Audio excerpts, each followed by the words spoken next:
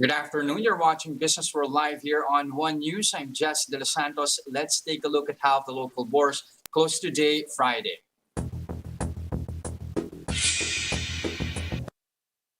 Okay, some good things must come to an end. The six-day rally included here. Shares today closed lower, 0.3%, and able to sustain that trade above 7,300. The index here capping off the week lower to 7,289. You have Phil Stocks, Japit, and Kanko saying that today's profit taking is largely expected after that six-day run. He says there's conviction in that rally proven by an average net value turnover of 9.5 billion pesos that far exceeds a year-to-date average of 7.3 billion pesos. He says the narrative behind this run could be the improving COVID situation here in the Philippines. You have, of course, the vaccination campaign as well as the further easing of restrictions, not just here in Metro Manila, but even in areas outside the capital. He says the market is now testing the validity of the 7,300 level. Sustaining movement within the area will push the resistance level to 7,500. Again, you have the index snapping that six-day rally down 0.3% to 7,289.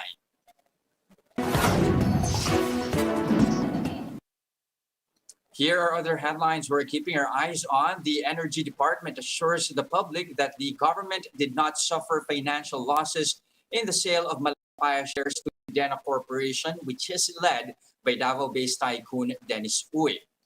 In a Laging Handa briefing, Energy Undersecretary Gerardo Erbiza said the government is not involved in the deal between Chevron and Udenna. This comes after the filing of graft charges before the Ombudsman against Uy and DOE Secretary Alfonso Cusi, among others, over supposed anomalies in the sale. Recall that last year, Udenna unit UC Malampaya acquired Chevron Malampaya, a Chevron subsidiary that owned a 45% stake in the Malampaya gas field. Ergiza notes that the agency had nothing to do with choosing which company will buy Chevron's stake in Malampaya. He says the DOE merely facilitated the transaction to make sure that it does not go against public policy. Still, the department says they are studying the transaction to ensure that the country's power supply will not be affected by the sale. Secretary Cusi has earlier said the charges were politically motivated and that the complainants were merely trying to discredit the administration. Meanwhile, the BIR shut down more than 300 firms in the 9 months to September over tax violations. The agency was also able to collect some 1.8 billion pesos in unpaid taxes. BIR Deputy Commissioner Arnel Gubalya reports that in September alone, they were able to padlock two airing establishments, a move that yielded 290 million pesos in tax collections. To boost its so-called Oplan Candado program, the BIR rolled out its integrated taxpayer registration system that will capture, monitor, and report taxpayers' data and help intensify operations against tax cheats. Now, Philippine Airlines and Negosyo are proposing to pilot test a scheme allowing travelers from North America to no longer undergo facility quarantine upon arrival in the country. Negosyo founder Joey Concepcion said this move will provide easier travel for both foreigners and returning Filipinos from North America.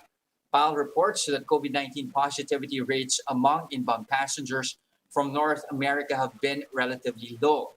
They also note that at least 90% of all passengers from North America have been fully vaccinated. Concepcion also proposed allowing only a negative RT-PCR test and proof of vaccination status as travel requirements for passengers from North America.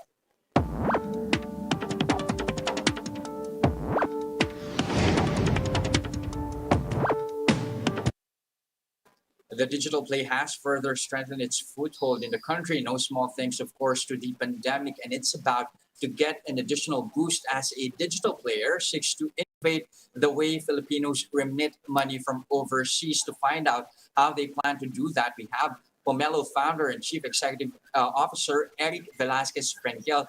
Good afternoon, Eric. Good afternoon, Jester. How are you? I'm doing great. Okay, so Eric, first, this is the first time we're hearing about Pomelo. Give us an idea first. What exactly do you do? Well, we're very excited to be announcing Pomelo for the first time. We've spent a couple years in stealth mode and have just exited stealth mode to announce the product. Pomelo is actually the very first way to send money instantly and for free anywhere around the world that uses spending power and credit rather than actual cash to help family. What this means is that anyone around the world can, in effect, now use a Pomelo card to swipe at checkout, purchase things online, and then have a family member in the United States take care of that charge well after the fact.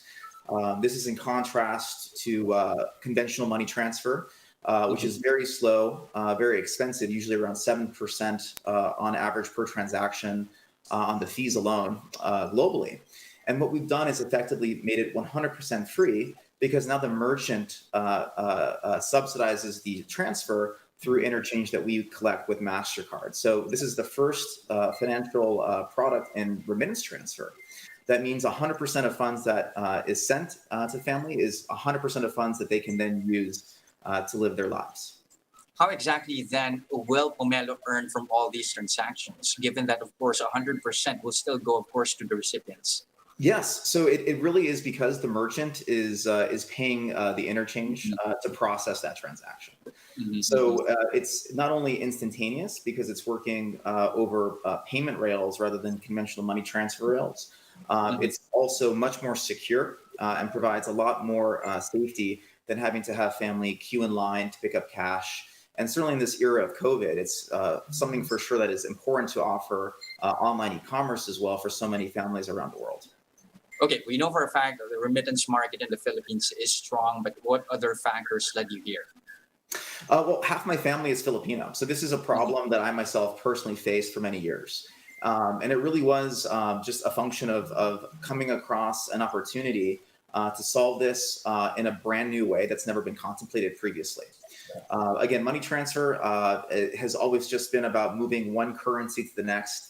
And the difficulty there is that it's been very slow, very expensive. Of course, we can now transact at the speed of light, and we needed to find a way to do that in money transfer. It turns out that using payment rails powered by MasterCard enables us to provide an instantaneous authorization anywhere around the world and provide spending power rather than just cash. Spending power is incredibly important for everything, but certainly in an emergency. You just can't do that with conventional money transfer. God forbid, let's say something requires a visit to the hospital or there's an accident. Spending power lets you take care of that accident or that emergency very quickly, but not having to wait for money to arrive because it's already available on the Pomelo card instantaneously. Is there, at least, is part of the future working with the traditional remittance services here? Of course, the ideal, the first thing that you would think of with Pomelo is that it's going to compete with your traditional route cash remittance services. So are you at least considering partnering with them in the future? We see Pomelo as a brand new way of helping families around the world.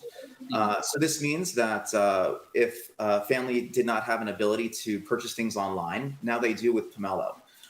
It also makes it much easier to shop because you just swipe a card at checkout rather than having to deal with cash, which of course has typically been handled by so many different people. Of course, COVID is a huge concern. And we feel that a card is actually healthier and safer for customers around the world to use rather than using cash itself. So we, of course, see the adoption of virtual wallets in every country around the world, whether it's Venmo here in the United States or Gcash in the Philippines or Paytm in India.